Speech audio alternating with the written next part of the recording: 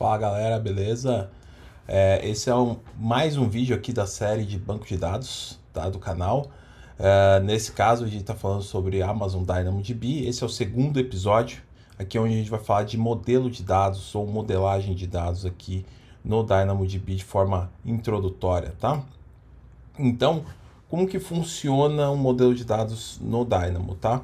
Basicamente, o Dynamo ele tem o conceito de tabela, né? Então, quando a gente cria um banco de dados da DynamoDB, basicamente está criando uma tabela, tá? Essa tabela ela possui itens, tá? Então, o que seria uma linha num banco de dados, uma tabela de banco de dados relacional, aqui a gente vai chamar de item, e os atributos dela que seriam as colunas, tá?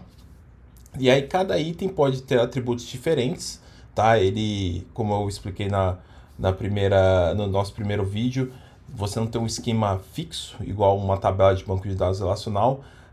Cada item pode ter atributos diferentes, tá? E aí, quais são os tipos de dados suportados aqui nas tabelas, tá? A gente tem dados do tipo escalares, tá? Que são os strings e os numbers. Os booleanos, né, true ou false, os tipos binários, onde a gente pode guardar ali tipos de arquivos, imagens e afins, e o tipo null, né, que é desconhecido, né, um valor desconhecido. Will, mas não tem data, né, um tipo de dados para armazenar data. Você pode armazenar datas, seja ela em number, né, no tipo numérico, utilizando o Unix Time como padrão, ou string, utilizando um padrão ISO, tá? De armazenamento, como um texto mesmo. No caso dos documentos, a gente tem o list, que seria um array, uma espécie de array, e o map, que seria aí um tipo de dados mais voltado a documento, tá? Então, ele tem uma carinha de JSON já, tá? E os sets, que basicamente tem a mesma ideia de ser arrays, mas eles têm a quantidade de dados, o tipo de dados definido. Enquanto o tipo de documentos list, você pode ter dentro de uma lista dados string, number, boolean, tipos de dados diferentes dentro de um list.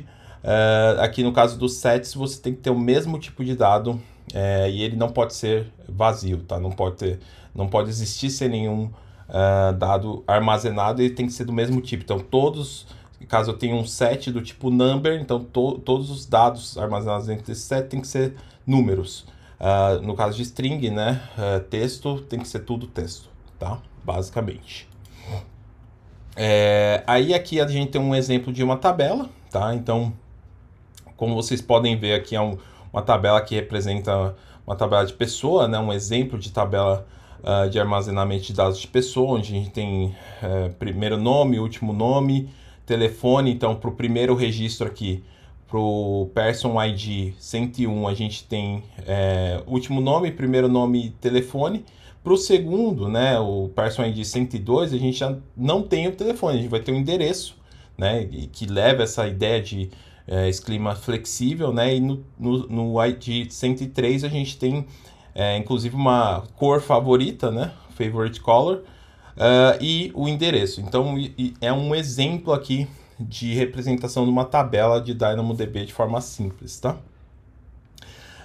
E aí, comparando diretamente bancos relacionais aqui com o Dynamo, né? No caso do banco relacional, a gente tem um esquema fixo, ou seja, você tem as tabelas, e essas tabelas precisam, para todas as linhas de uma tabela, vai sempre contar com todas as colunas, né?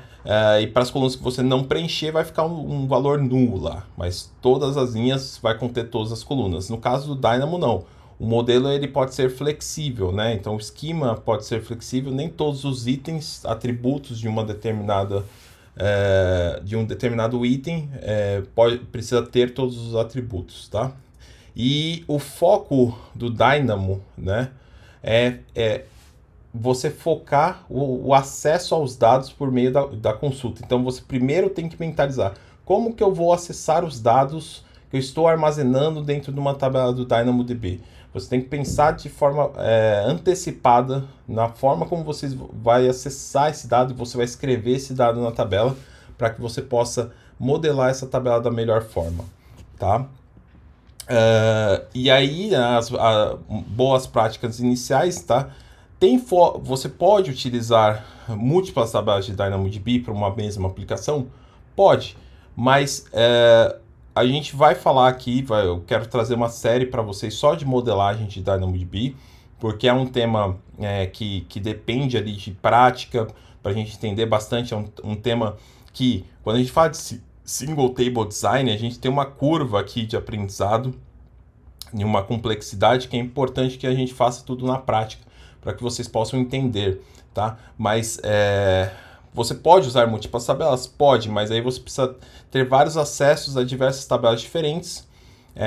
Isso você precisa garantir na aplicação, né, esses acessos e, enfim, você vai ter um custo maior lá utilizando o DynamoDB desta forma. Se você utilizar Single Table Design, você tem alguns benefícios, tá, que eu quero trazer numa próxima série para vocês, mas basicamente o Single Table Design é uma forma que você pode modelar a sua tabela, mesmo pensando numa modelagem relacional com formas normais, como 1 para 1, 1 para N, ou até mesmo N para N, tá? Dados que possam se relacionar dessas formas, você pode fazer determinadas modelagens que se apliquem ao Dynamo, tá?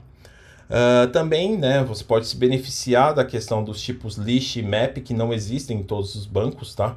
Como bancos relacionais, não tem bancos que utilizam desses tipos, tá?